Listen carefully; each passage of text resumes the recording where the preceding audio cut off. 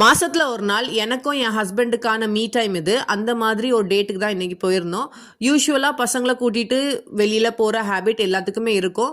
But அது வந்து பிள்ளைங்களுக்காக அவங்களுக்கு பிடிச்ச ஃபுட்டு, அவங்களுக்கு பிடிச்ச இடம் அப்படின்ற மாரியே போயிரும். லிட்டரலா வந்து என் 2 பசங்க பிறந்ததுக்கு அப்புறம் நாங்க 2 பேரும் எங்க 2 பேரோட பர்சனல் டைமே நாங்க மறந்துட்டோம்.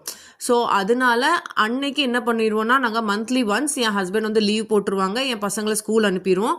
ஸோ அவங்க வரதுக்கு உள்ள இருக்கிற டைம்ல நாங்க வந்து ஷாப்பிங் போவோம், லஞ்சுக்கு போவோம், இல்லை ஒரு காஃபி குடிக்கிறது கூட எங்களோட பர்சனல் டைம் மாதிரி நாங்கள் வந்து ஸ்பெஷலாக செலிப்ரேட் பண்ணுற மாதிரி எவ்ரி மந்த் நாங்கள் ஃபாலோ பண்ண ஆரம்பிச்சிட்டோம்.